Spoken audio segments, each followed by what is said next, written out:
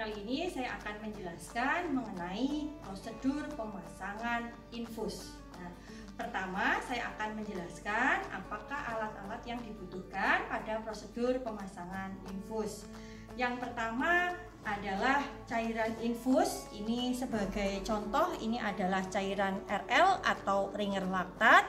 Cairan yang lain ada NaCl 0,9%, ada dextrose 5%, ada ringer asetat dan lain-lain. Kemudian di sini ada infuset ya. Infuset adalah seperti ini ya. Ini yang akan selang ini yang akan menyambungkan antara kateter vena dengan cairan vena ini ya. Kemudian ada kateter vena atau kita kadang juga disebut aboket. Ini adalah kateter vena. Akan saya buka. Ini yang kita gunakan pada orang dewasa, ukurannya adalah nomor 22 ya. Kemudian ada nomor yang lain, semakin besar angkanya semakin kecil ukurannya. Contoh ukuran nomor 24 itu ukurannya lebih kecil jarumnya dan lebih pendek. Untuk ukuran nomor 20 itu lebih besar dan lebih panjang. Struktur kateter vena adalah seperti ini. Jadi strukturnya ini adalah kateter vena yang akan nantinya dipasang atau dipertahankan di dalam vena pasien. Di dalamnya ada jarum untuk membantu memasukkan kateter vena ini ke dalam vena. Ini strukturnya adalah seperti ini ya. Ini yang biru dan putih hanya adalah wadah atau tutupnya saja. Kemudian ada tourniquet. Tourniquet ini adalah semacam gelang untuk membendung vena ya. Kita pasang di kurang lebih 5 cm di atas area penusukan agar vena itu bisa terbendung dan vena bisa terlihat dengan baik. Cara menggunakannya adalah seperti ini. Ini ya, kita kaitkan, kemudian kita bisa kencangkan atau bisa kendorkan. Cara membukanya adalah tinggal dipencet dan dibuka. Kemudian ada bengkok. Bengkok ini untuk tempat sampah. Kemudian ada pelak pengalas ya, untuk mengalas area yang akan ditusuk. Kemudian ada gunting plester. Kita gunakan juga plester yang diperlukan, kurang lebih plester hipalvik bentuk panjang seperti ini nanti untuk memfiksasi. Kemudian ada ini namanya IV dressing ya. Ini plester transparan nanti untuk membungkus area penusukan infus. Kemudian ada alkohol swab untuk mendesinfeksi area penusukan infus. Kemudian ada kita gunakan hand rub ataupun air dan sabun untuk hand wash. Kemudian ada juga sarung tangan yang harus kita gunakan. Kemudian ada tiang infus ya untuk menggantungkan cairan ini ya. Demikian untuk peralatan. Kemudian kita lanjut kepada prosedur pemasangan infus. Sebelumnya pemasangan infus ya bertujuan untuk yang pertama memberikan cairan memenuhi kebutuhan cairan pada pasien. Yang kedua untuk mempermudah pemberian obat melalui jalur intravena ya. Selanjutnya akan saya praktekkan cara atau prosedur pemasangan infus.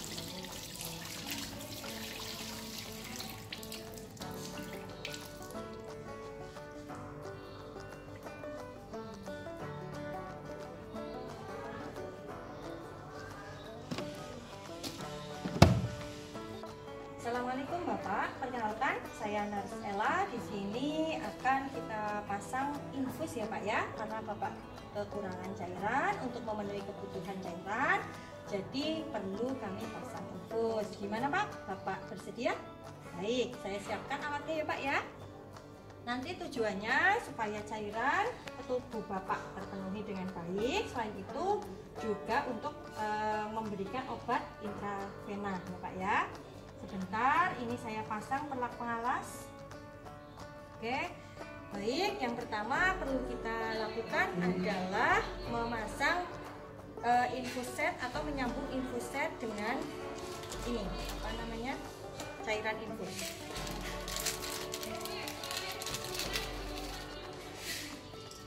Kita buka seperti ini infus set bentuknya ya. Ini ada penguncinya, kita buka seperti ini biar terlihat.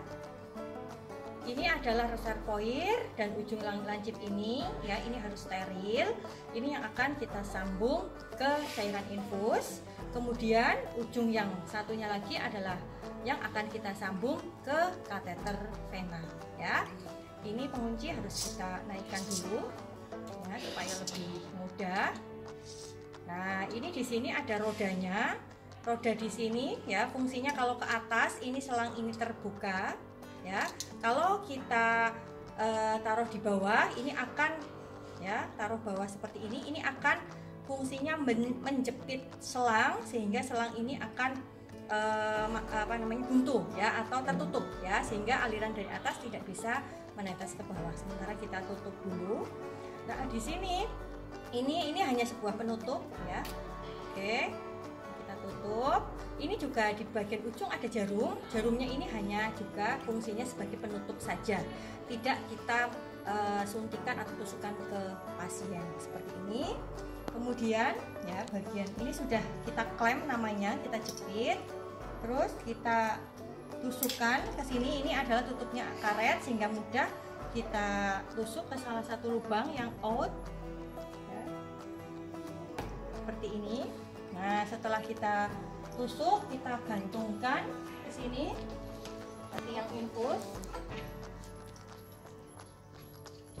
Nah, sebelum kita alirkan, reservoir ini harus diisi dulu sampai dengan batas garis ya. Kalau tidak nanti udara akan banyak masuk. Cara mengisinya dengan cara menekan reservoir sampai dengan batas ini.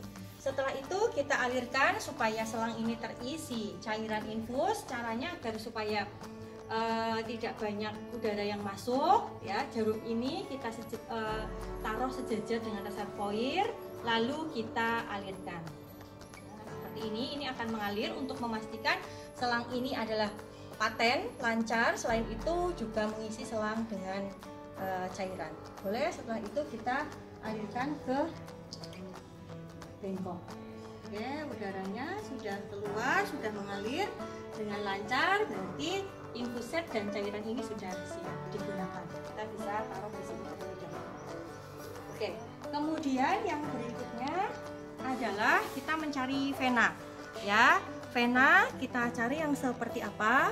Vena itu kalau di tangan kita itu yang tampak berwarna hijau atau kebiruan seperti ini adalah pembuluh darah vena. Lalu cari yang seperti apa pembuluh darah? Kita cari yang besar, lurus, tidak bercabang, dan tidak di persendian ya. Ini namanya persendian. Nah, contohnya seperti ini. Untuk memudahkan mencari, minta pasien untuk menggenggam dengan jempol di dalam. Kemudian kita bisa lihat ini ada vena, ini ada vena, ini ada vena. Ini bisa lurus besar, tapi ini ada di persendian. Ya, yang supaya tidak di persendian biasanya ada di sebelah sini. Ya, untuk memudahkan lagi kita bisa gunakan tourniquet. Ya. Maaf ya Pak, saya pasang tourniquet. Cara memasangnya adalah seperti ini.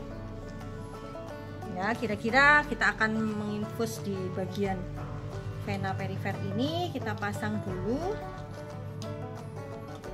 gini. Nah, kita kencangkan. Cara mengencangkan supaya kulit tidak terjepit ya. Kita taruh jari kita di dalam satu seperti ini ya. Menggenggam Pak. Nah, ini diminta menggenggam, lalu kita cari venanya ya. Ini yang akan kita tusuk sebelah sini di atas persendian ini ya. Akan teraba gerenjul, kemudian bisa juga kelihatan seperti hijau kebiruan. Nah, sementara kita sudah yakin di sini, kita lepas dulu, kita persiapkan yang lain. Bengkok kita tegakkan, kemudian bibit plester sudah kita siapkan supaya nanti mudah penggunaannya.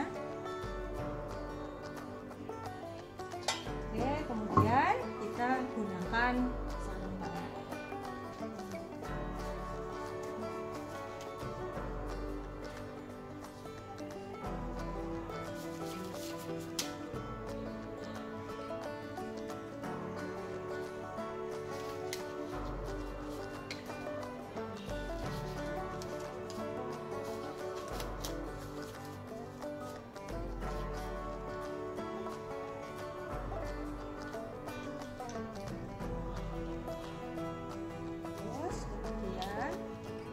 Kita olesi area yang akan ditusuk ya, gunanya untuk mensterilkan area yang akan ditusuk menggunakan alkohol swab satu arah, dari atas ke bawah boleh, melingkar dari dalam keluar juga boleh, hanya satu arah ya.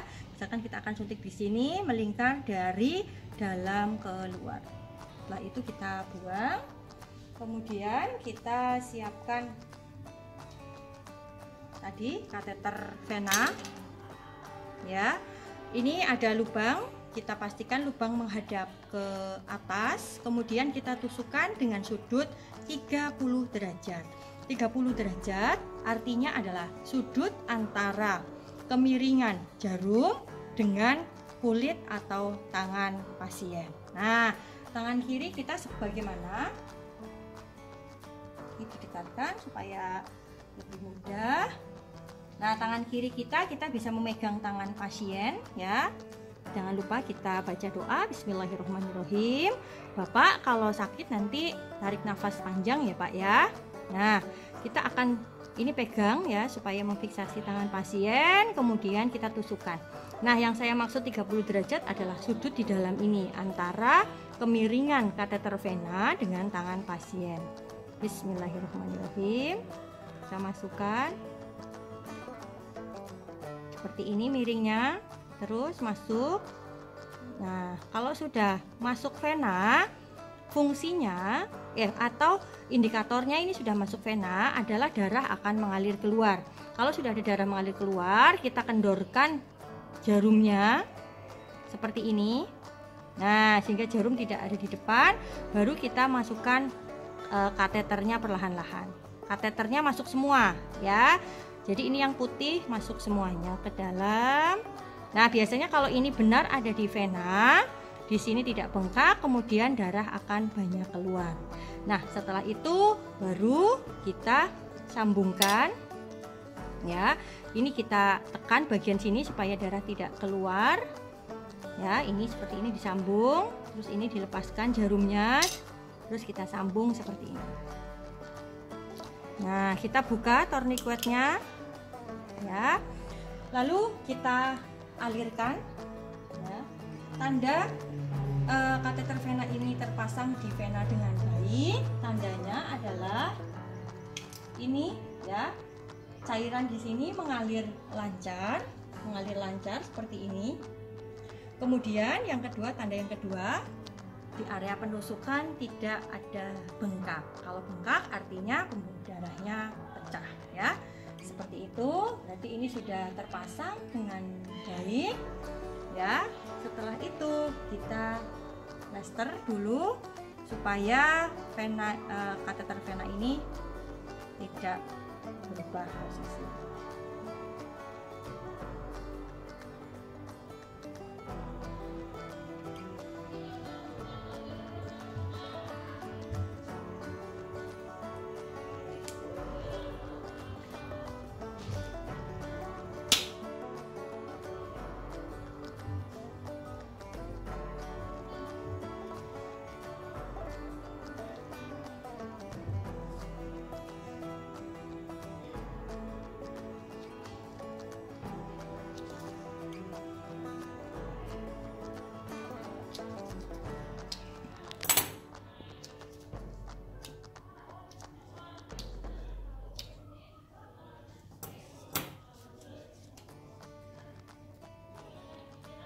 Baik, sudah terpasang dengan baik. Sisanya kita akan memasang plasternya ini supaya lebih kencang. Kita bisa pasang dengan bentuk kupu-kupu dari bawah seperti ini.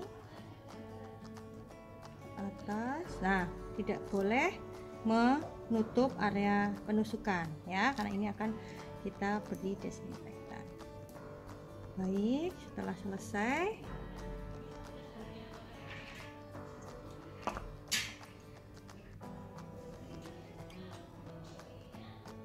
seperti ini, kita pasang plaster yang ini.